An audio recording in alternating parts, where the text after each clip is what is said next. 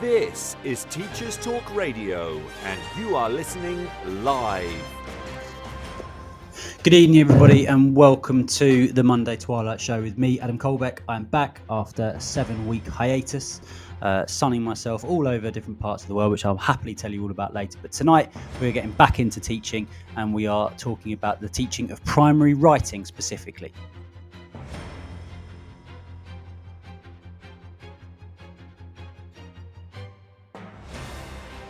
This is Teachers Talk Radio, and you are listening live. Tune in live at ttradio.org, or to join in the conversation, download the Podbean app and search Teachers Talk Radio. Follow the hashtag TTRadio. Tune in, talk it out with Teachers Talk Radio. So yes, I'm back after a 7-week break, and oh how I have missed it. It's been a lovely summer. I've been all over the place. I was in Mexico for a couple of weeks, and then I went to Croatia and Bosnia and Montenegro. I was all over the place, and obviously as I was there, although I wasn't on Teachers Talk Radio doing these shows, I did have my trusty collection of teaching books with me, and I managed to get through 5 different teaching books as well. So I didn't have a holiday from teaching, but that's okay because I never need that. I don't want that. I don't know why anybody would, and I'm thrilled to be back on Teachers Talk Radio with all of you again. Now, this weekend was a busy one for a lot of people. I think just trying to catch up after a first week back at school. I was at a conference all day Saturday, and it was amazing to be around so many people who were so enthused and excited about education and about being back in the classroom after their own summer breaks. And it was great to visit the John Catt stand as well and see all of the fantastic titles that they've got available at the moment. I know they're a loyal sponsor of our show, and so it was great to kind of check in and find out what they've got coming up. And they've got some really exciting new releases on the horizon as well. So tonight's show is all about primary writing. So if you're a primary school teacher of any length of time, I think you'll probably agree that writing is one of the most challenging subjects to teach. It's one of the ones that has shifted the most probably over the last sort of 10 to 15 years. If you go back to kind of pre-2016 when there was the writing SATs, and it was a big focus on making sure that all of that grammar and punctuation was in place and that children were writing within particular genres, and all kind of building up to this one-off assessment. And then obviously all of that changed, and now we've got writing portfolios that are put together over the course of the year and presented at a moderation at the end, and that sort of shifted the way that we teach writing, and made it a far more it should in theory make it a far more kind of free process, and one that puts teachers firmly in the driving seat of how they teach the subject, because there isn't that kind of pressure and an end point of that final exam that we had before, but it remains one of the most difficult subjects to teach. My guest tonight is early on in his career. He's only a couple of years in, but I can honestly say that he's one of the most fantastic teachers that I've ever had the privilege of working with, and I currently work with him at the moment at my current school. So he's 2 years into his career, and he's taken on the role of writing lead. And typical of him, he's dived into the research around the subject area, and he's currently in the process of revamping the way that writing is taught across our school, and the early signs are incredibly encouraging. So I think it's going to be a really interesting conversation tonight, just to find out about the journey that Ollie, my guest, has been on as that writing lead early in those early stages, but also the journey that the school's been on, and what we're kind of looking forward to next in terms of how we actually teach the subject. So without any further ado, I'm going to bring Ollie into the conversation. Ollie, are you there? Can you hear us?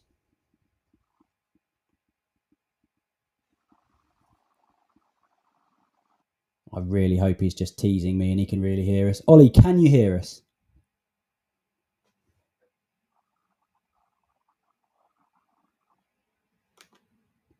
Are you there, Ollie? Ollie, are you there? Ollie's really good at teaching writing, but clearly needs some work on speaking. Ollie, are you there? If you can hear me, Ollie, then just feel free to join as soon as you can get that microphone working. Just going to send you a little message offline just to see if that works, and see if you can get into the room another way. But as Ollie's trying to sort of sort out his tech issues there, I'll take you back a little bit to this school's particular journey. So I've been working at the school myself for kind of 2.5, going on 3 years now, and Ollie's been there for the duration of that time. And when I first started working there, it was one of the first things that people told me was that we really don't know if we're all doing the same thing or if we're all doing the right thing, particularly around the teaching of writing. Like, we're all kind of doing different stuff. There were sort of groups of teachers doing the same thing, but then there was other groups of teachers doing their own different things as well, and it was a bit of a mishmash, really. And there were lots of really good practice, like pockets of really good practice going on, but there was very little kind of coherence and consistency across the school. And to make matters worse, we were in the dreaded Ofsted window, and so the first thing that we decided to do was to try and make sure that we had like visible consistency across the whole school. So we went ultra prescriptive, and we were like, right, this is the way that we're going to teach writing across the entire school, from start to finish. We were really, really prescriptive with those lesson structures, and it was all underpinned by research. So we spent a lot of time thinking about the principle of cognitive load and managing cognitive load by chunking lessons into small manageable parts, and making sure that children had the opportunity to go and do independent practice after each individual chunk had been taught. So it was very much we did a lot of work and heavily relied on the I do, we do, you do structure. And after each of the we do's, we had a you do phase that was entirely independent practice before then coming back and repeating from I do onwards again for the next sort of chunk of learning. We made sure that the we do section of that model was a lot of to and fro, a lot of questioning, a lot of use of mini whiteboards to make sure that children were getting in the idea of kind of composing their ideas and then changing them and adapting them before sort of committing their final idea to paper. We had a really big focus on grammar and punctuation, and making sure that we were able to that we were teaching explicitly how to use grammar and punctuation within the context of high quality sentences. And it was all feeling pretty good, and we were getting lots of children to the point where they were at the expected standard. And when Ollie's in the conversation, I'll let him kind of expand on that a little bit. But it definitely felt like something was still missing. So it felt like there was an awful lot of scaffolding that was being required to get children to the point where they were writing somewhat independently. But we seemed to be kind of missing the kind of love of writing that we wanted to kind of cultivate. So although we'd kind of reached that base standard of what we wanted, we knew that there was more to go, much further to go. Sorry, in that journey. And Ollie is the one that's been tasked with taking us on that journey. So we're going to try again, Ollie, and bring you into the conversation. Ollie, can you hear us? Hello, I can hear you. We can hear you. Brilliant. That is a big relief. So I've just been talking a little bit about where we've come from, and I know you can sort of fill in those gaps as well. But before we do that, do you just want to tell people what's your story? So a little bit of a background about you, how you've come to be where you are now, and just a little bit about you. So I joined teaching relatively recently. It was sort of off the back of, I always had an interest in it, and I was at a drama school and didn't really know what came after that. And I got a job as an LSA and sort of fell in love with the profession. I sort of have done my teacher training in a slightly different way to others, or like the traditional way of doing it. I did sort of like a distance learning degree within education, while also teaching unqualified, and then did my assessment only route to QTS, and then my obviously my ECT course, if you were. So I've just sort of finished all of that at the back end of last year. So yeah, I'm fully fledged, fully qualified, fully ready to go. No turning back. No. And you did a shortened induction, didn't you? So your ECT period only lasted a term. Yes. And I think, absolutely important to say that was because at the end of your QTS assessment, at the end of your training, the assessor was recommended you for that and said that we should look at a shortened induction for you because of the level that you were at that early point in your career. She said that in 15 years of teacher education, you were the best teacher that she'd seen in the classroom at that point of your training. So hats off to you for that and for what you've achieved there. So yeah, that's why you did that kind of shortened induction. Yes. Yeah.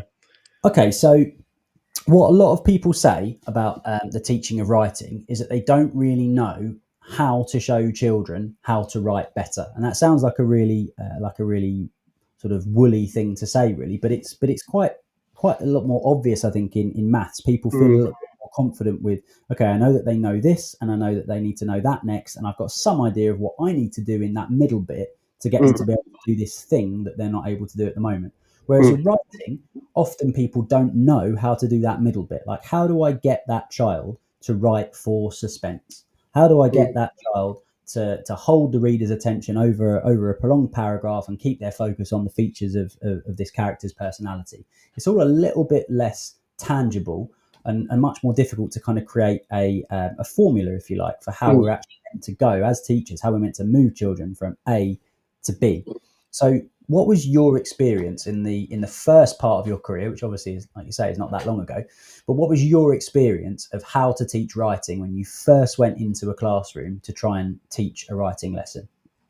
I think you've sort of hit the nail on the head there with regard to the fact, like I'd sort of seen a lot of teaching of maths and of reading, but with regard to the teaching of writing, it was sort of, I think the right word there is intangible. So like it was sort of, I didn't know how to provide a model for the students, but get them to unpick that model and understand the purpose of that model and why I'd made the decisions that I had. So I always remember one of the real big sort of wow moments in my career of like, why didn't I think that? That seems so simple. Was I spoke to another teacher and they said, well, actually, when you're teaching them writing, it might feel like you're virtually giving them the answer, but they don't know how to write at that stage, at their cognitive ability. They don't know how to do it. So you have to sort of hold their hand and tell them how to do it.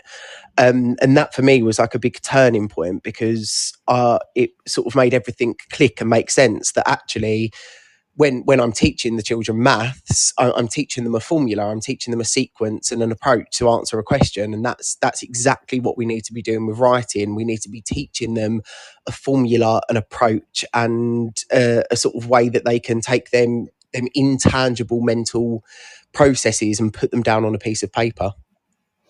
Yeah, and I think it's probably worth labouring on that point around formula a little bit as well, because what we're not suggesting is that you are purely just teaching processes in maths or indeed any other subject, but there is a hierarchical logic to the teaching of maths, which suggests that, okay, I need to have this foundational concept, and once I've got that, then I can make really very clear and explicit links between this concept and the next one.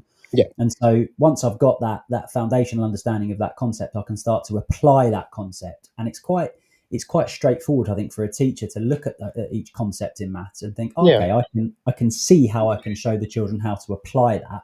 Whereas in writing, like, I can teach you what a fronted adverbial is, and I can show you how I would use a fronted adverbial. But actually, there's that bridge between me showing you how I do it and me helping you do it for yourself, and me actually being able to help you think about how to do that yourself. Yeah. Is that the bit that you kind of found tricky when you started? Yeah, definitely. It sort of felt like there was a real sort of disjointment between sort of we would teach grammar techniques, and the children would be able to replicate them grammar techniques, but actually it was that understanding of why they were using them grammar techniques. And it was that sort of bit there. It was sort of that actually we need to, in amongst the teaching them of how to write that sentence, we need to teach them the why you're writing that sentence and the various different scenarios it can apply to, and actually what the real intent is behind using specific grammar techniques and specific sentence structures and all them different things that writing encompasses, that actually there's a why to them, and that why isn't just as simple as to use a semicolon. It's actually to create an effect and to have an intention over the way that you want to manipulate the text for the reader. Yeah, I love that. I love the idea that essentially everything comes back to intent and purpose, Mm, because I think you can get really wrapped up with writing nowadays, especially with kind of end of key stage 2 checklists where you're going, okay, can they do this? Can they do this? Can they do this? Writing can become a little bit like I need a semicolon in your next sentence, yeah. and actually the why is because I need to tick off this thing to show that you can do it. Mm, And so we end up like naturally divorcing kids writing from the purpose and the intent that the active writing has, which is obviously to have some kind of effect on a reader. So mm, okay, so I think what we've got so far then is the fact that writing's really hard to teach because it's difficult to show kids how to write to a particular, or how to think about writing to intent and to purpose. yeah. Far easier to get them to think about a particular concept and then to apply that concept into different scenarios and into kind of varied representations like you would do in a subject like maths. But with Mhm. writing, when you are ultimately the creator of the outcome, it's much harder to get kids to think about the fact that they've got all of these tools at their disposal and they can use them however they want to create this kind of intangible thing that we call effect and purpose. Mm. All right, so we'll dive a little bit deeper into where we started with that journey a couple of years back. But first, let's have a few words from our friends and sponsors.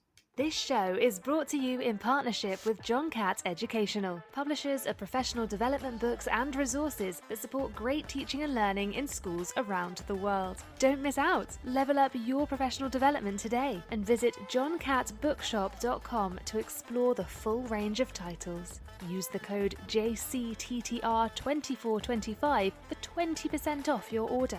Happy reading. Introducing Reading Solutions UK. Home to Dreambox Reading Plus, the online reading development programme, improving outcomes for students and schools nationwide. Create stronger readers in your school from Key Stage 2 to beyond GCSE, using Reading Plus's evidence-based adaptive technology.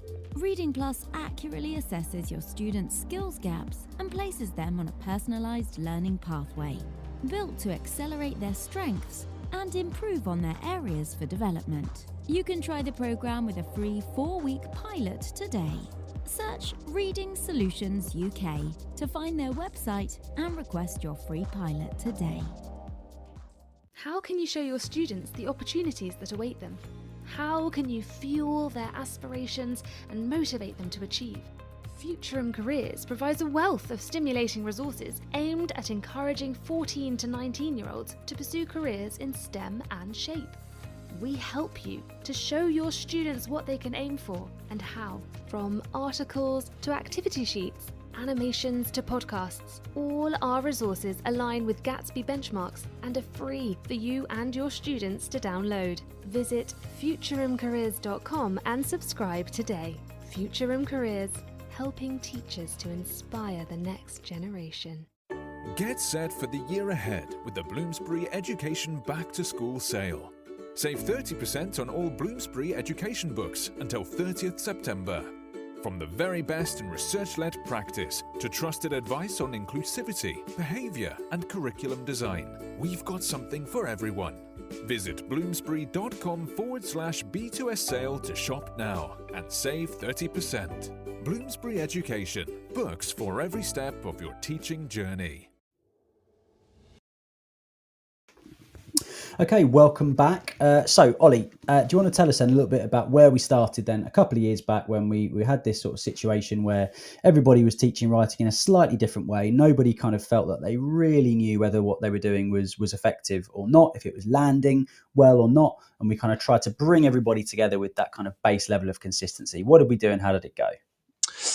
So we took great inspiration from the Right Stuff program, which obviously Just got to stop you there, Ollie, just for one moment. I'm really, really sorry. We just got to make sure that we don't mention by name any specific programs that we use. But we did indeed use a particular approach to writing, which was quite reputable at the time, and kind of tweaked it and put it into our own context. I'll let you carry on.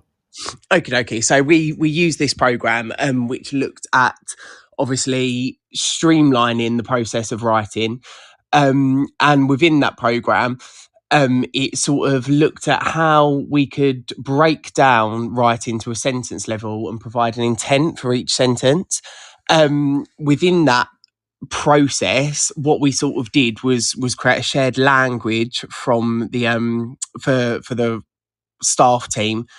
And within that shared language, we sort of were able to gain consistency across all the year groups as to what specific types of sentences looked like for within specific scenarios. So, for example, there could be a type of sentence within a narrative that would look consistently the same with regards to its intent from year 1 all the way up to year 6. And that was really effective in ensuring that actually as the children went through the as the children progressed through the school and progressed through the curriculum, that actually there wasn't that differentiation between teachers, so that there was a shared understanding from the children as to what specific sentences looked like and how they were constructed. However, where that's led us to at this stage in time is actually the scheme and the processes that we were using have become quite prescriptive. So what that's not allowing for is the children to really explore what it means to write for specific intents and specific purposes. And particularly with children who are high prior retainers, what that means is that actually they ended up being restricted to writing in a very prescriptive way. And unfortunately, that was meaning that they weren't able to put their creative spin and really, really sort of engage in their own sort of creative process when constructing a piece of writing. Yeah, not nicely put, I think. So, I think that a really important aspect of it was that you're right. We got right down to kind of word and sentence level, and we spent a lot of time in writing lessons thinking at word and sentence level.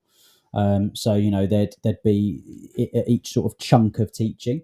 There'd be a series of vocab collection, and teachers and pupils would be thinking together about the types of words that were going to be useful for the intent that they wanted for that sentence. So for that individual sentence. So maybe it was a sentence that was going to convey action. And so that would be the purpose of the sentence. They think about the different words that might be useful to them in that sentence. And then, as you say, the teacher would model, and then the pupils would imitate that. And I think you're right. It was really effective at getting children in that moment to replicate the type of sentence that had been written by the teacher. And actually, even over the course of a unit, if you taught an action sentence containing a subordinating conjunction, I think at the end of that sequence of lessons, if you said to children, "Okay, I want you to write me an action sentence using a subordinating conjunction," they could still do it. So it was. I think you're right. I think it was really effective at getting children to understand that sentences are constructions. They're not just things that kind of appear out of thin air. They're things that have to be built. I think it was really effective also at getting teachers to think in that way as well, because my early experience of writing, and I was absolutely nowhere near as good a teacher as what you are when I first started. I was nowhere near as good a teacher as most people are when I first started. But my initial experience of writing was very much around, okay, I'm going to give you like a stimulus of some kind, and we're going to talk about it, and maybe we're going to act things out, and maybe we're going to do some hot seating, and then you guys are going to go and write, and it's going to be amazing. And obviously it just never was, because I hadn't taught anybody how to actually formulate and compose a sentence, let alone then sort of commit that to paper. So I think where we started was absolutely the right place, getting people to think about word and sentence level, and actually the construction of a sentence.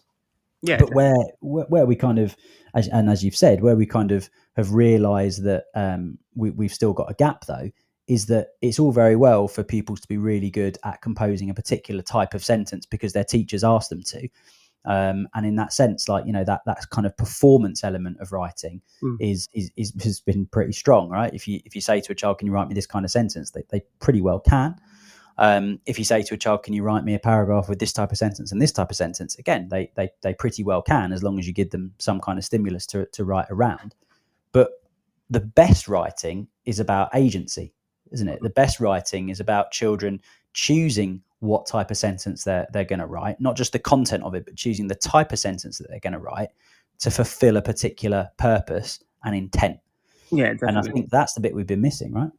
Yeah, definitely. I think going back to what you were saying about sort of like people's early experiences of the teaching of writing and sort of doing a bit of hot seating, a bit of role play and things like that, actually I believe there is still a place for that, and actually, if put in the correct sequence and used properly to facilitate the sentence construction and the teaching of the sentence construction, I think that's where that agency comes back in, because it's all well and good sort of us collecting vocabulary and then teaching them how to put that vocabulary into the sentence, but like you said, we're at a point now where actually we've got a really good grasp of vocabulary, and as a school, I'd say probably compared to a lot of other primary schools, sort of with similar contexts as ours, we do have really strong understanding of vocabulary and specific types of sentences and things like that. But actually now, it, like you said, it's about giving them the agency, and that agency comes through, I think, now sort of like exploring not only sort of like visceral things that the children can use to create vocabulary and scenes in their heads and things like that will help to inform their writing, but also now to actually to explore how specific authors write and how they allow their authorial voice to come through in that writing. And that is what provides the agency, because ultimately when I write, I don't sit there and I don't think straight away I'm going to write because I really want X, Y, and Z to read this and it to be the most amazing thing they've ever read. I'm always pulling on models of what I know. If I'm writing a letter to a parent or somebody, I'm pulling on models of that I've seen, but I'm adding my own spin on it based on my sort of experience and sort of my agency. So yeah, I think that's sort of the point that we're at. Yeah, completely. I think you summed it up really nicely again. I think that you used the word models, and you said, like, when I write, I'm pulling on my own models. And I think I'd probably refine that to, like, you're pulling on your own mental models. Yes. Of what good writing is, right? Which is essentially a case of, right, okay, if I want this effect, I could do this. If I do this, it will then create this effect. I would then do that. So it's essentially just like a constant string of if then, if then, if then. Mm. And your mental models as a mature writer are obviously an awful lot more developed than the children that you're teaching. Yeah. I think it's probably true to say as well that the adults who are more widely read will naturally have kind of cultivated more sophisticated and more complex mental models of writing and how you can achieve particular intent and serve particular purpose. And they'll be able to do that in a far more sophisticated way because they've obviously encountered far more. So it's definitely true that experience of these different sentence structures will lead to like a natural creation of these mental models. But really what we want to try and get to with kids is, can we speed up the building of those mental models? So otherwise we all just sort of sit there and read loads and loads and loads. And then eventually at some stage, the sentence structures that we've been reading sink into our psyche and we start to be able to reproduce them. But that's one way of doing it. But actually what we want to try and do as teachers is kind of speed up the creation of those mental models. And to do that, and this is the really, really interesting bit that I think you're doing such a good job at getting at in our school, is you've got to try and combine together that sort of that kind of very much that kind of scaffolded formula approach to the writing of sentences. So to make sure that each sort of component and part of the sentence is known and understood by the child, but understood for the kind of technical role that it plays within the sentence, but also for the sign of authorial intent that it serves as well. To get those two things married up and in pupils' consciousness all the time, I've got to make this sentence work technically, and I've got to make it work, I don't know, aesthetically at the same time. That's really hard. Tell me about these themes, because that's kind of where you've started, where you've been looking at different units of work and redesigning the curriculum that we've now got. Your kind of top layer of that is looking at these literary themes. Yeah, definitely. So obviously, at the moment, the way that the curriculum is structured is there's no real overarching, like you said, theme to our writing. We are producing a report for the sake of producing a report. We're producing a narrative for the sake of producing a narrative. And actually, one thing that we've sort of been looking into is how we can streamline 7 or 8 different themes within our curriculum that provide a basis, a top level basis for our writing. So, for example, one of them that I'm sort of working on at the minute is ambition. So we're looking at how actually we can show through, for example, fiction work, through narrative work, the theme of ambition and how that actually develops as children's mental models of this theme of ambition change from reception to year 1 all the way through to year 6. So the theme sits at sort of the top layer as like a macro intent, if you would, of what our writing is about. That's the base level. And then we sort of are breaking that down into micro themes, which change dependent on the year group. So in year 1, you might have a narrative on the micro theme of how a specific character feels really strongly that they want to be a policeman, and we're looking at the way that the character interacts with other characters to achieve that ambition. And then in year 6, we're looking at, for example, Macbeth, where actually the ambition is for power, and actually it's to gain the most power that you can by not necessarily having positive relationships with individuals, but negative relationships with individuals. So what we're doing is, before we even get to that sentence level, we're exploring actually what is our intended theme. What is it that we want our audience to sort of grasp from this piece of text we're doing, and how are we going to do that by exploring character, scenes, relationships, and them sort of things, if for want of a better word, within writing. Things is a good word. That's timely actually, because I've just put a tweet out saying that, I'm on Teacher Talk Radio at the moment talking to Ollie Capered. He's a seriously impressive teacher, just as you used the word the phrase "them things." It's always difficult being put on the spot. It is. Yeah, definitely. And do you know what? The other thing that I really like about the idea of thinking, first of all, about the themes that you're trying to draw out of the texts that you're showing to pupils as well, is that they start to see connections between texts. And we often refer to the phrase that, and I can never remember where I found this from, but it's definitely not my phrase. But that reading is breathing in, writing is breathing out. Yes, yeah. We want our kids to be able to read as writers and write as readers. And one of the biggest parts of that is to be able to spot patterns and connections and go, actually, this story is familiar. It's got this link that reminds me of this other story that I've previously read. And actually, in the story that I previously read, the characters behaved like this, and this. And I wonder if the characters in this story will behave in the same way. And, at what point does that commonality break? So I think what you're doing there is giving children a window, or not perhaps a window. You're giving them a mechanism by which to compare different experiences of different texts that they've had, and to give them that top level and get them to be thinking in those ways. I think that's a really, really powerful metacognitive tool for them to have, because ultimately, if you give them that understanding and get them to think about that as readers, then as they write, hopefully, if you've shared that intent with them, or you've shared that theme with them right at the very start, and they've been able to see that theme in multiple different representations in 2 or 3 different texts, maybe in a film as well, hopefully they start to consciously write with that theme in mind as well. Yeah, definitely. And I think I know we've obviously only been back a couple of weeks now, but I've been sort of looking, before this gets rolled out onto a wider scale throughout the school, I've been working with my class specifically, and it's not really a theme, but it's sort of an intent of suspense. And actually what we've done is we've looked at several different texts, and actually by really sort of giving them the explicit exposure to the first text and saying, this is how this text creates suspense, that actually, as we've progressed along the 4 or 5 lessons that we've been doing it for, they've now started to be able to pick up a text coldly and start to annotate where the repetition is, where the pace slows down, where actually we're creating a cyclical direct address to the reader, where we're giving them a bit of information and pulling it away.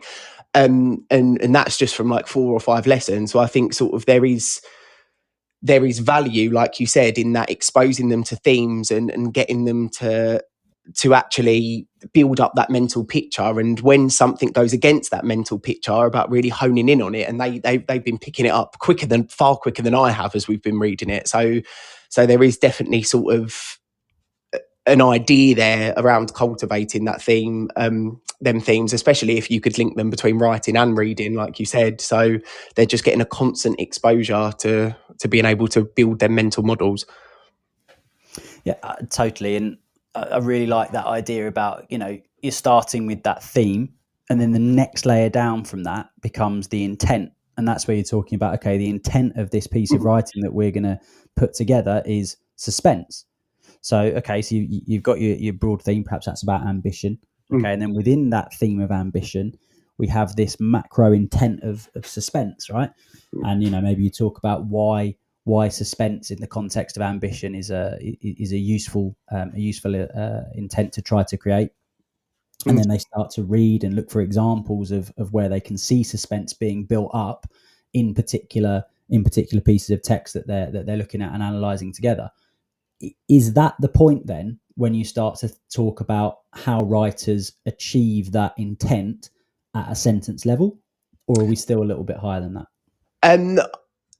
It's sort of it's difficult because there's a crossover between that. So as I think, as I was initially sort of fleshing this idea out, it was very much, I was looking for, as I think anybody sort of does as they're teaching, very distinct categories of how you are going to teach it, in what blocks, and how one thing progresses to another.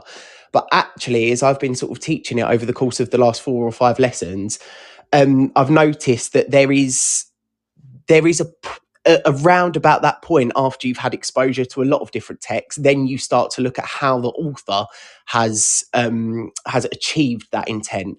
But actually, as you go along, there are things that you haven't planned for as a teacher that come up, and actually you're looking at how I might be looking for the intent of creating suspense, but actually, like I said earlier, the cyclical, constantly going back to the reader, we went completely away from suspense there, and looked in at how actually we can manipulate sort of perspective within a piece, and we can manipulate sort of the tense it's written in, and the person, like first person, second person, third person view. So I think there's within that sort of block of that exploration, there is a lot of movement between, actually, are you having a wider discussion on themes and intents, or are you pulling it down to a sentence level? But I think actually it does come to a natural resolve, and after you've had them real in-depth discussions, then we start to look down at how actually specific authors are achieving these specific intents that we're looking at. Yeah, I love that. I mean, what I'm hearing, to be honest, is, first of all, is that what you've got at the forefront of your mind all the time is, what are children thinking about? Yeah, and definitely. If they're reading a text or analysing a text and they're spotting something that you weren't planning on drawing out, like you say, that cyclical address of the reader, if they're spotting that, what that means is they're thinking. They're thinking in an analytical way about what they're reading. That's something that I want to jump on, because it is that thinking in itself that is the most valuable thing. And I think, for how long have we been teaching writing for, and thinking about, and actually as teachers being conscious of what we want children to do, what we want children to produce. I want them to give me a fronted adverbial. I want them to give me a colon, and actually divorcing that from what do we want children to be thinking about, because it is through the act of thinking hard about stuff that they're going to learn it. And that's ultimately the aim that we've got. We want them to learn stuff. And so we've got to make sure they think hard about it. And we've got to, as you said, use the word cultivate there as well. Yes, absolutely. We've got to teach things explicitly, without any shadow of a doubt we do. And I think your plan there is to teach these themes explicitly, and to teach the intent explicitly as well. But where there's the opportunity for them to kind of go off piste a little bit and do their own thinking, I think allowing that to happen is where you get to that, you kind of move into that land of cultivation almost. And you're at that point, you're going, okay, now I'm going to provide the environment here for you to do a bit more of that thinking, because the thinking in itself is so powerful. And then, yes, absolutely, like you say, you then bring it back down again to, and our intent is this. So, okay, so basically we've got this idea about this big broad theme that we start off with, and that enables children to see connections between and across texts, and how actually texts are written in different time periods in different genres, but actually potentially have the same themes that are being drawn out of them. So they get to see that connection. We then go down a layer and we're looking at that kind of macro intent, or we're terming a macro intent. So within that theme, we have the intent of creating suspense. And when we're at that level, we're thinking about how different authors do that. So this author does it by, the cyclical address of the reader. This author creates suspense with the use of repetition. This author does it, but we're talking very, very much about techniques there, aren't we? Yeah. That next layer down from that macro intent, what's that?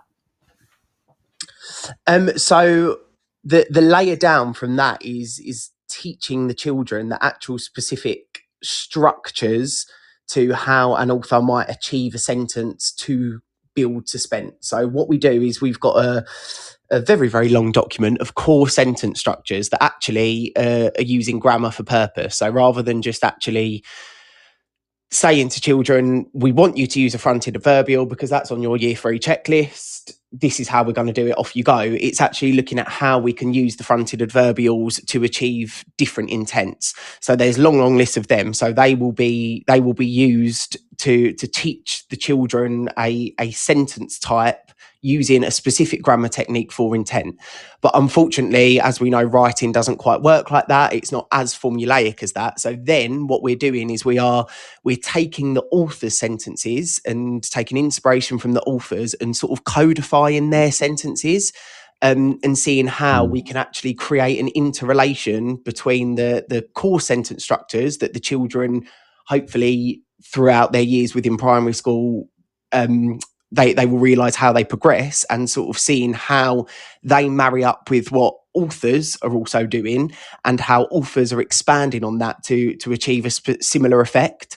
So the layer down from sort of exposing them to all these different intents, all these different sentences with intents that the author's been doing, it's now actually to teach them how to construct sentences and paragraphs using the specific sentence structures from authors and from their own bank of knowledge, really. So essentially then, if we were to stick with this theme of suspense, we'd then be looking at, okay, so our sort of macro intent is to create suspense. One way that a particular author creates suspense is through their description of setting, right? So that's kind of a broad top level idea about something that an author might do to create that effect of suspense. Yeah. But then when you drill down into almost that micro intent, the author might be, you're then looking at the specific techniques within the sentence that they've used. So for example, if you were looking at that theme of suspense or that intent of suspense, you might go, right, Terry Pratchett creates suspense by describing the scene or describing the setting. He does that in this sentence here. The dominating house the house sat on top of the hill, comma, dominating and fearsome. That's a terrible example. Terry Pratchett would be ashamed. But the idea being that what Terry Pratchett does often do is he'll move the adjectives to the end of the sentence, and then you'll unpack that sentence structure and codify that. So, with that example, the house sat on top of the hill, comma, tall and dominating. What would that be? It would be like how would you codify that? Determiner plus noun plus preposition, comma, adjective, something like that. I couldn't remember the sentence then in my head. That was quite a big task to hold in my working memory. Indeed. Well done indeed. Hats off to your working memory. Yeah, great. But I think that gives listeners a really clear idea there, is you have now got drilled right down to that kind of real sentence level work where we started back 2 years ago. But I think where we were 2 years ago is we'd kind of missed out all of this really important thinking around themes. We'd missed out that macro intent of, okay, what are we trying to achieve with this piece of writing? we'd missed out that bit of like reading as writers and writing as readers, and trying to really make sure that connection is between the two is really, really clear. And we had gone straight to the sort of, like you say, really that kind of formulaic block by block teaching of that sentence structure.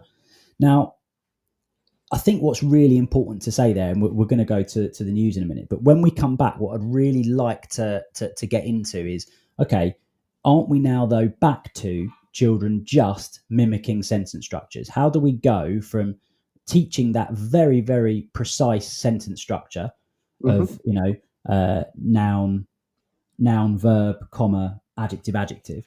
How do we go from teaching like that to children actually coming up with their own ideas and kind of manipulating and twisting those sentence structures, and genuinely getting to the point of writing with freedom and independence? So we'll dive into that. I'll give you sort of 7 or 8 minutes to think on that while we go to the news. Perfect. This show is brought to you in partnership with John Catt Educational, publishers of professional development books and resources that support great teaching and learning in schools around the world. Don't miss out. Level up your professional development today and visit johncattbookshop.com to explore the full range of titles. Use the code JCTTR2425 for 20% off your order. Happy reading. Introducing Reading Solutions UK.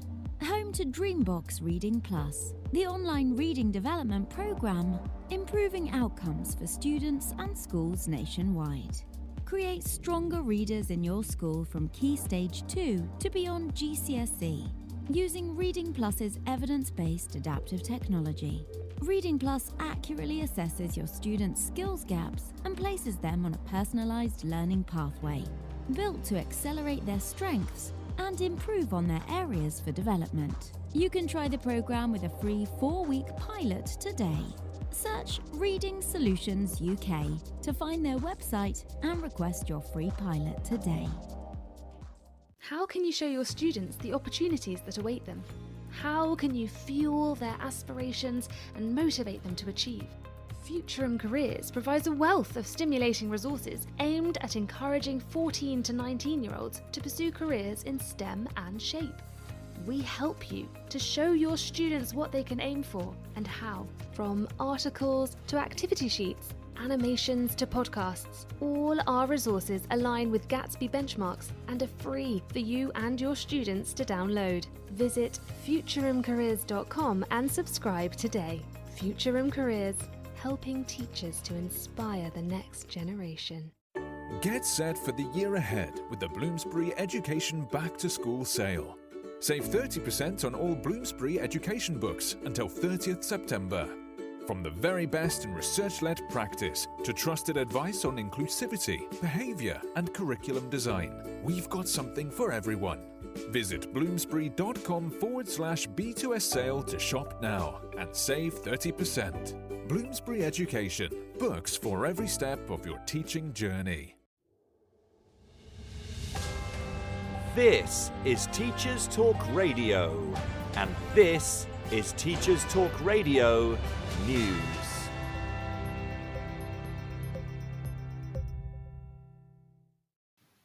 Exclusion rates are in the news again, with BBC North East and Cumbria focusing on a study which says North East England will continue to have the highest rate of children being excluded and suspended from schools. According to research by think tank IPPR and charity The Difference, Redcar and Cleveland, Middlesbrough, Hartlepool and Newcastle are amongst the highest in the area for exclusion rates. The report highlights a direct link between deprivation in the region and high suspension and exclusion figures. Middlesbrough Council responded by saying it was a trend we are determined to reverse. Middlesbrough's exclusion rate is 28.1% and is 3 times the national average, with Redcar and Cleveland's even higher at 32.7%. The research concludes that the correlation between poverty and exclusion would make regional divides harder to tackle.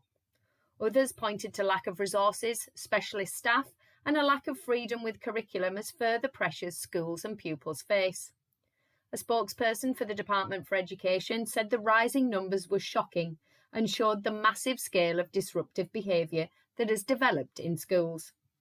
The spokesperson went on to say the Department for Education was committed to providing access to specialist mental health professionals in every school and ensuring earlier intervention in mainstream schools for pupils with special needs. The Guardian has more details on the figures across England on its website.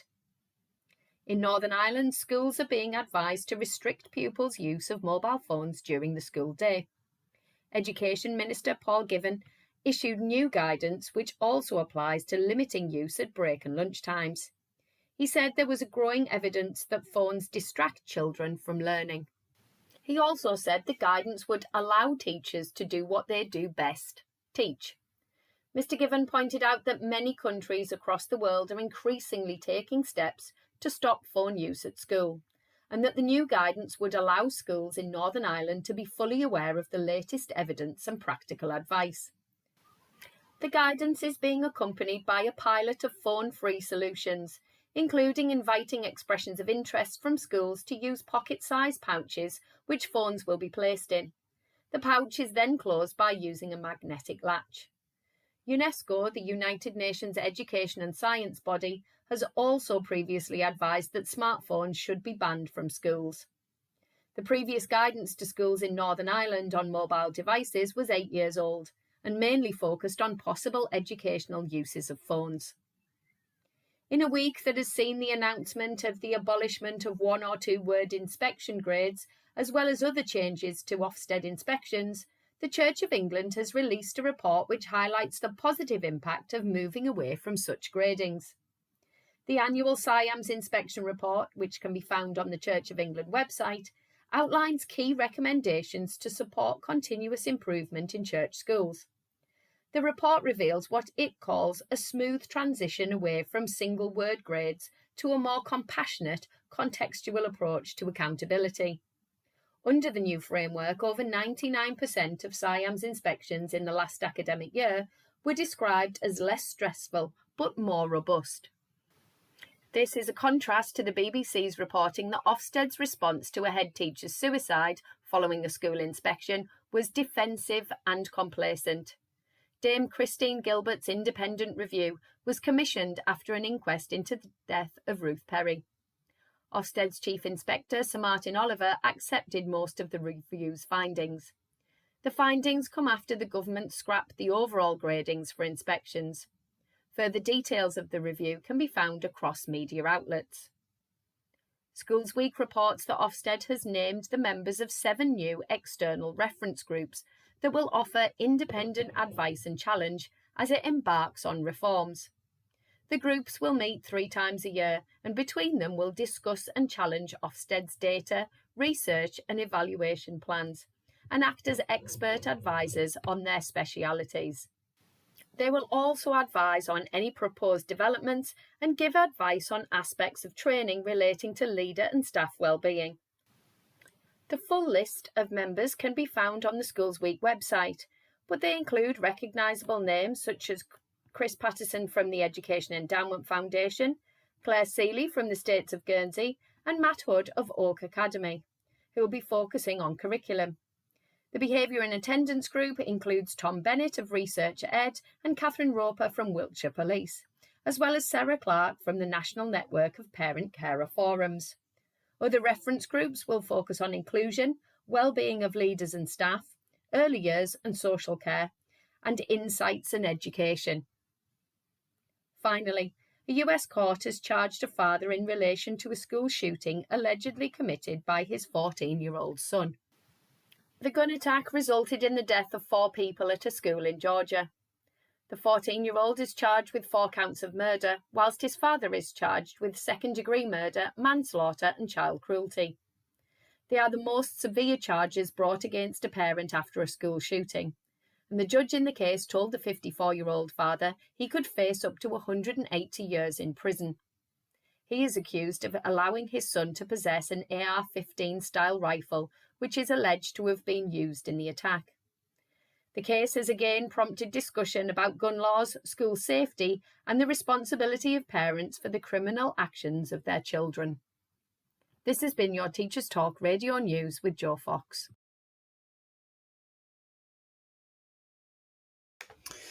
Okay, welcome back. So, Yeah, a few really interesting headlines there. It's wonderful to hear about the legacy of Ruth Perry being such a positive thing in terms of the changes to Ofsted gradings. I think that's a change that's been welcomed by almost everybody, and there's obviously still a really long way to go.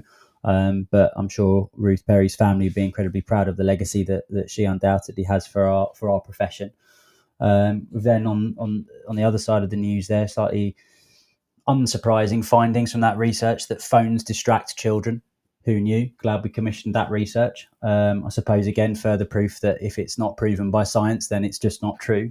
So we absolutely have to do it, even though it would seem blindingly obvious to all of us that yes, phones will indeed distract children if you let them have them in schools. And lastly, this is a bit of a shout out. I am personally absolutely thrilled to see that Andrew Percival is involved in the curriculum reference group that will be working with Ofsted. I think that in particular is a fantastic appointment, and I feel very reassured that we are all in exceptionally good hands. And on the subject of Andrew Percival as well, he's another person who's done incredible work with writing and the writing curriculum at his school. And so back onto writing with Ollie. Before we went to the news, we were talking about how you'd kind of taken us on that journey from that top level of themes, which is enabling children to see the connections between and across texts and getting them to see the link between reading and writing.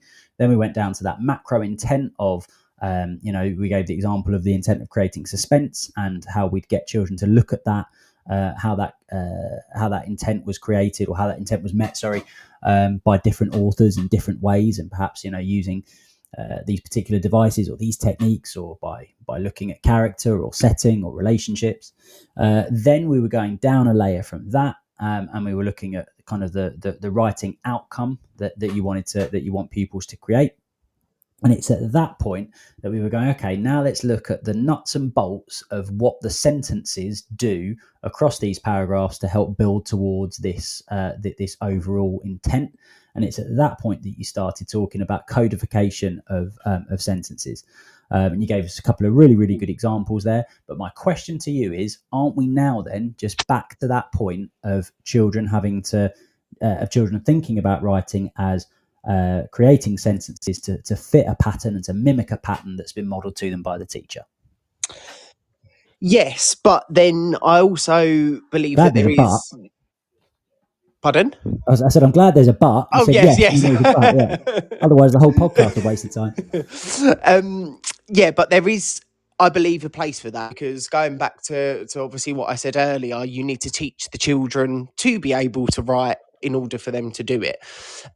So that's happened, and that's, I believe, what makes it different to just teaching them sentence structures for the sake of teaching them sentence structures, is we've amalgamated in there the idea that actually these sentence structures are for a specific purpose and for a specific intent. So from here, what we do is we use these sentence structures as sort of inspiration for our children's work. So we might say that actually, if we are, for example, writing a setting description, we really like the way that X author used this sentence structure to start off their introduction to the setting. And we've explored that. We've done a bit of work. We've created our own on that. But actually now, how do we use that same idea and that same theme of perhaps withholding information? How do we then use that ourselves to begin this setting description? So for some children, obviously, they naturally will go back to that codified sentence structure, and I believe that's completely okay. But it's about then scaffolding that down and backwards fading that, so that eventually they are writing with a similar intent but completely authorally themselves. For children who are our high prior retainers, who are very comfortable within writing, I believe then at that point, what we're doing is we're saying, here is a codified sentence structure. Here are some examples that you have used in the previous lessons to fulfill that codified sentence structure with the intent. Now it's up to you. The intent is to withhold information. You've been given various examples of that. Over to you. How are you going to do that?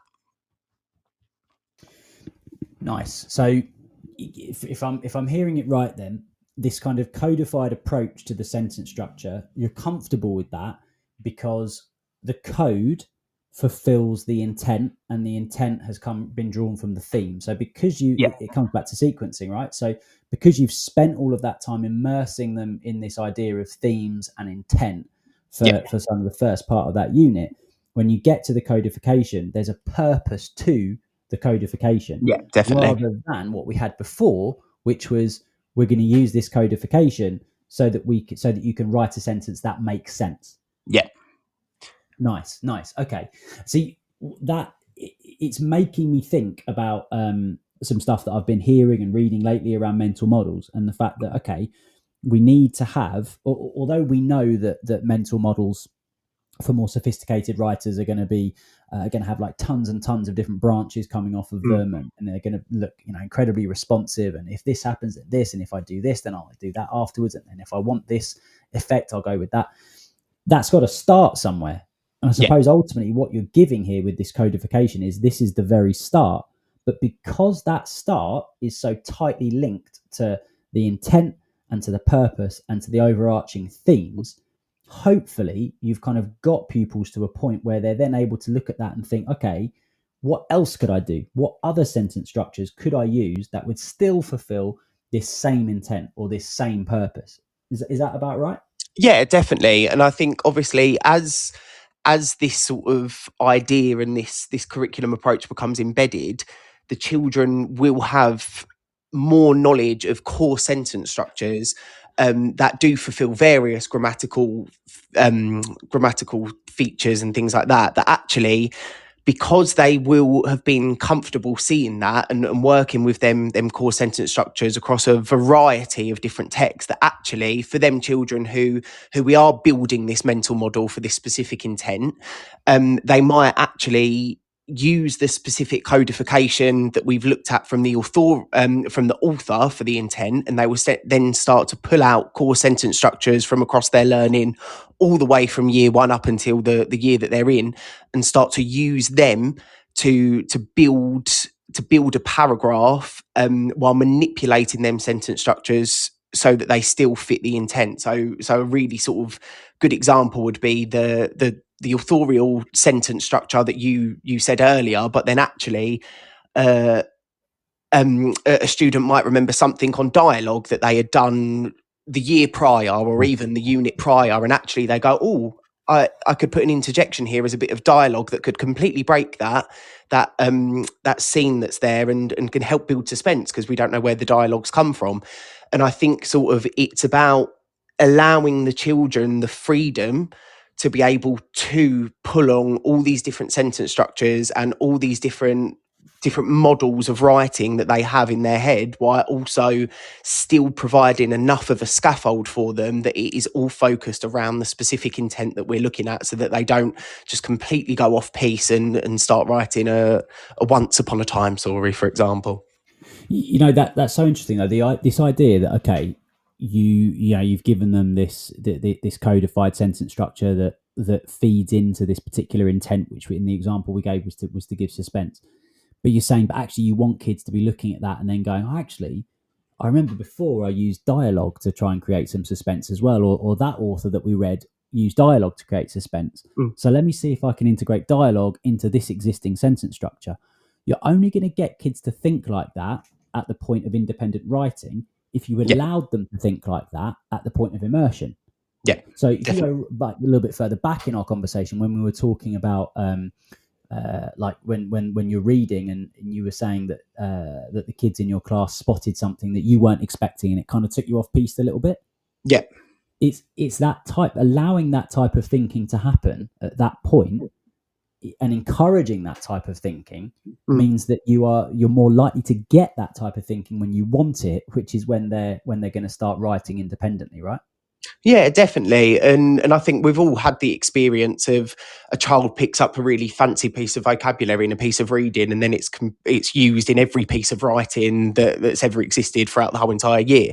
But I think it's about being more clever and more refined of how you like you said, facilitate them conversations, and how actually you ensure that if a child spots something within a text that that is really effective and really good, you don't just brush it off and go, oh yeah, this is brilliant, yeah, they've used repetition, off we go. It's about actually breaking down why they've used the repetition, so that, like you said, they can then pull it and they've got the correct context and the correct model for themselves of how to use that within their own writing. And I think actually when you're working with children who aren't as confident in writing, there's no harm in still providing them the same text that you've been looking at across the course of a unit while they are writing, just so that they've got that constant scaffold, that constant reminder there that, oh yeah, I remember when we had a little discussion surrounding this, so I'm going to try and put that in my own writing. And actually, I think going a layer further down, once they have written, there's a lot to be said about the editing process, because even when we're sitting typing emails, we don't get it right the first time. And actually, I think for a lot of children, it's quite putting pen to paper seems quite final. And actually, when we are working with children who are just building their mental models quite early on, actually it's okay to remind them that it is okay to get it wrong, and you might have used this model and it was really great in this context that we was discussing, but for your context it doesn't quite fit, so how can we adapt it? And I think that's going a layer down. I think that's probably a conversation to be had of how we encourage children to draft and edit their writing, so that we do get truly authorial intent, their true authorial intent coming through within the writing. Yeah, nice. And I think that there's a couple of things that sort of jumped out at me when you were talking there. The first one was this idea that actually I was thinking about the process, and again I'm going to do it again, from themes to macro intent to micro intent to actually back down to kind of sentence level. You could, in theory, release your more able writers, your higher prioritizing writers earlier on in that sequence, to go and write independently than your writers that need more support, right? Yeah, definitely. I think sometimes actually for your children who have got real advanced mental models already there, it's about actually providing them just with the text and getting them to identify different things within the text and going, right, now you write me a whole one. We're just going to, for example, pull the idea out of puns in an information text, and off you go. You're going to write one and you're going to focus wholly on puns. That's nice, actually, because I suppose in a sense there maybe there's a case for, we talked a lot about I do, we do, you do, but perhaps there's a case there for almost a you do, and then let's come back together and we'll do a we do together. I don't know. Maybe that's maybe I've sort of misinterpreted. No, completely. I do think sometimes actually for children that do have them established mental models, that sometimes it is better in the context of writing to just let them go and then pull them back and then revise, then restructure, because ultimately what we don't want to do is stop their creative flow and their creative freedom within that piece of text. But for a lot of the children, the sequence that we've sort of come up with is supporting them in creating that mental model. Whereas, like you said, some of them don't have that. Some of them already have that initially. And I suppose the other way that we can look at kind of really making this more and more challenging for those higher prioritizing writers as well is that you can look at even more sophisticated sentence structures. So I know I'm thinking back to a lesson that I actually usually teach to year 6, usually after SATs when we're trying to get a little bit more greater depth writing out of them. And we look at the opening passage of Oliver and the fact that it's essentially an entire paragraph without a full stop. And like Dickens' really skillful use of punctuation to enable that paragraph or that sentence to work as one complete sentence.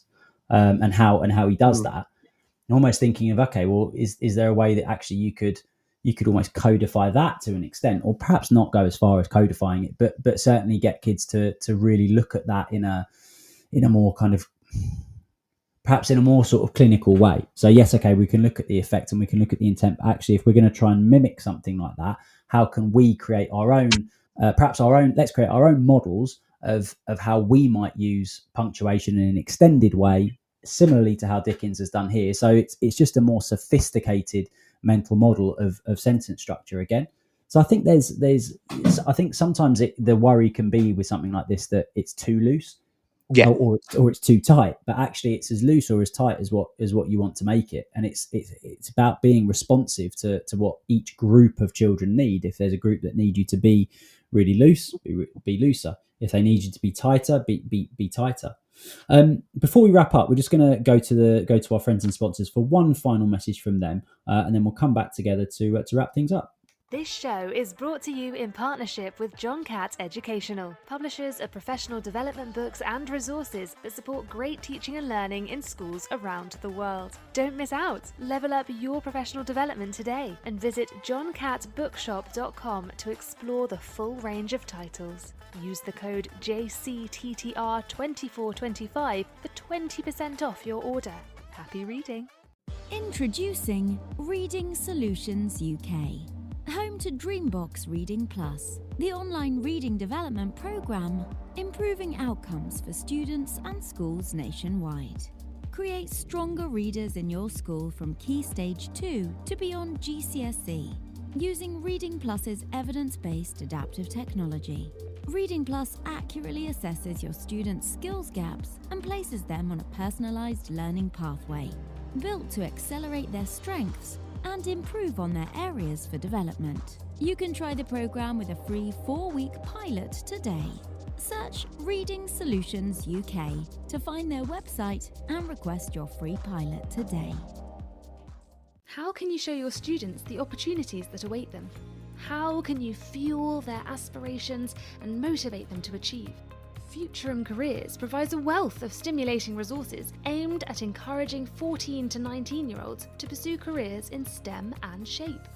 We help you to show your students what they can aim for and how. From articles to activity sheets, animations to podcasts, all our resources align with Gatsby benchmarks and are free for you and your students to download. Visit futurumcareers.com and subscribe today. Futurum Careers, helping teachers to inspire the next generation. Get set for the year ahead with the Bloomsbury Education Back to School sale. Save 30% on all Bloomsbury education books until 30th September. From the very best in research-led practice to trusted advice on inclusivity, behaviour and curriculum design, we've got something for everyone. Visit bloomsbury.com/B2S sale to shop now and save 30%. Bloomsbury Education, books for every step of your teaching journey.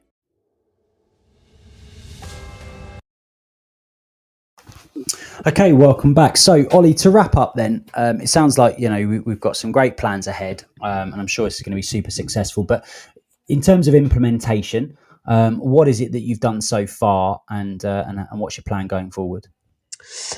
So far, I've sort of begun to put together implementation guidance and begin to put together the initial medium-term plans for class teach, and I've started running my own pre-mini pilot with my own class, just to sort of iron out all of the kinks and judge the effectiveness of certain things that we're putting within the lesson structures and the unit structures. Beyond that, what we're going to do in the next couple of weeks is we're going to look at rolling this out to a group of teachers across the school from various different year groups and phases, to sort of see how it works for them, for their year group, and how actually how we can sort of facilitate conversations as practitioners surrounding the teaching of writing rather than just independently planning subjects.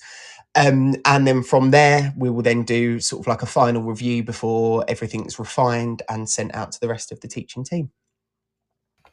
Nice. So it's really strategic, and you're kind of really building things up nice and slowly, because quite often you'll see with things like this where someone's super excited about a new initiative that they want to bring in, and it's straight away you dive into rolling it out to whole staff, and this is what I want you to do, and let's just dive straight in. But actually, you've been quite considered and methodical with what you're doing here. So you've spent a lot of time, and I know personally you've spent a lot of time over the course of the summer, like really thinking hard about what an implementation guide for this approach might look like and feel like for teachers.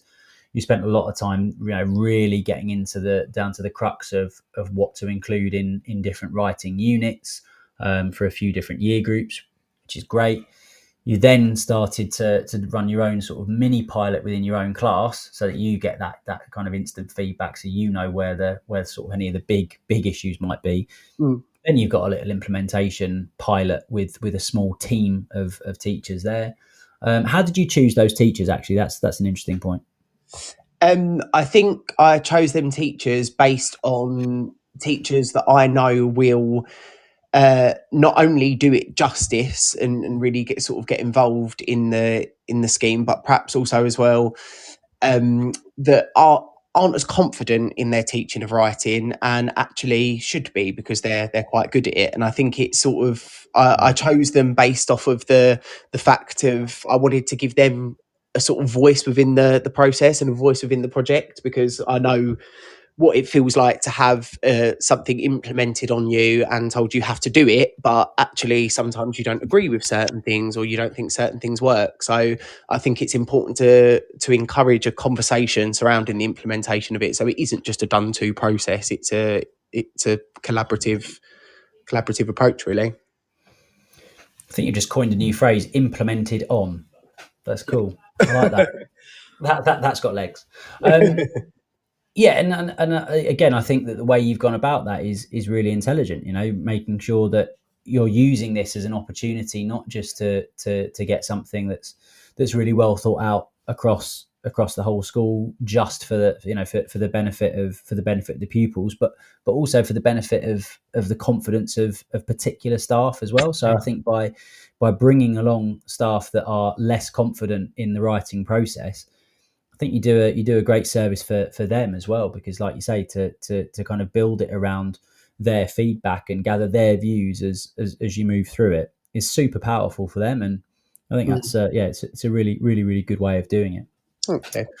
Ollie, thanks so much for your time tonight and for kind of taking us through that journey that you've been on so far and that we've been on so far as a school, and your plans for how you're going to move it forward. It's going to be a super exciting time over the course of this academic year as we kind of watch you build that program up and build the curriculum up, and start to see it implemented little by little across the school.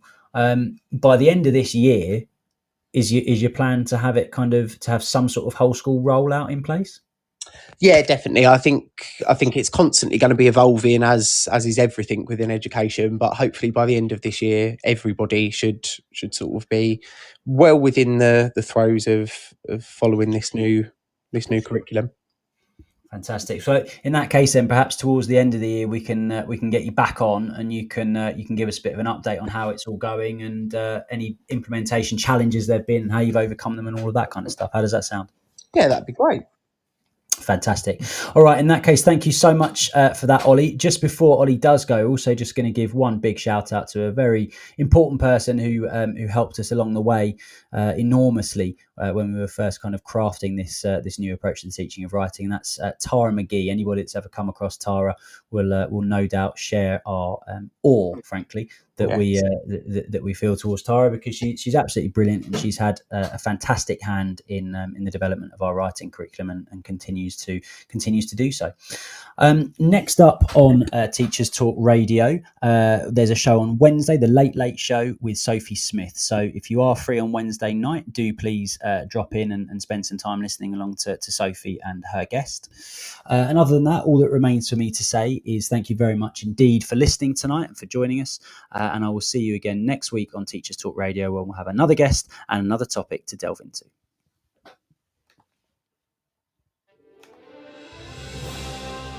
You've been listening to Teachers Talk Radio. Tune in live and listen back at ttradio.org. We look forward to hearing from you next time on Teachers Talk Radio.